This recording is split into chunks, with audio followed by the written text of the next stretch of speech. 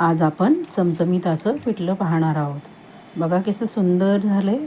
त्यावरती गार्निशिंगसाठी आपण कोथिंबीर पेरली आहे.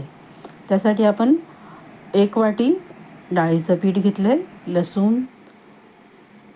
जिरे, मोहरी, हिंग, काळा मसाला, मीठ.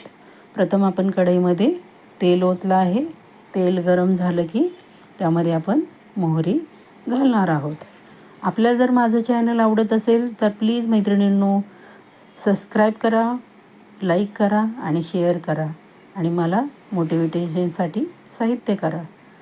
मोहरीनंतर आपण जिरे टाकले. जिरे तडतडले की हळद टाकली आहे. हळद टाकल्यानंतर आपण जो लसूण चिरून ठेवला होता तो फोडणीला घालतो आहोत. लसणाने कुठल्याही भाजीला चव खूप छान येते. माझ्या मसाल्यामध्ये हिंग टाकला आहे.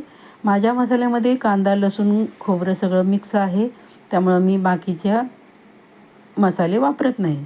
आपण आता मीठ आणि माझा काळा मसाला वापरला आहे.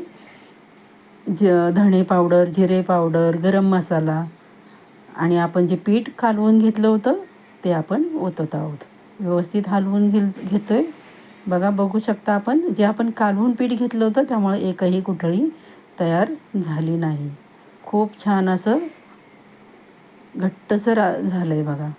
आणि हिंगामुळे आपल्याला बाधत नाही, पोटात दुखत नाही, गॅस होत नाही. म्हणून आपण प्रत्येक भाजीमध्ये हिंग वापरतो. बघा किती सुंदर झालं आहे.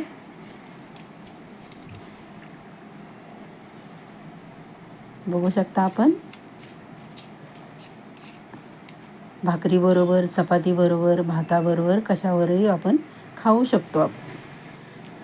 ताट बघा तयार केले. ज्वारीची भाकरी, भात, पिठलं आणि तोंडी लावण्यासाठी थोडंसं घेतलं. या सर्वांनी जेवायला.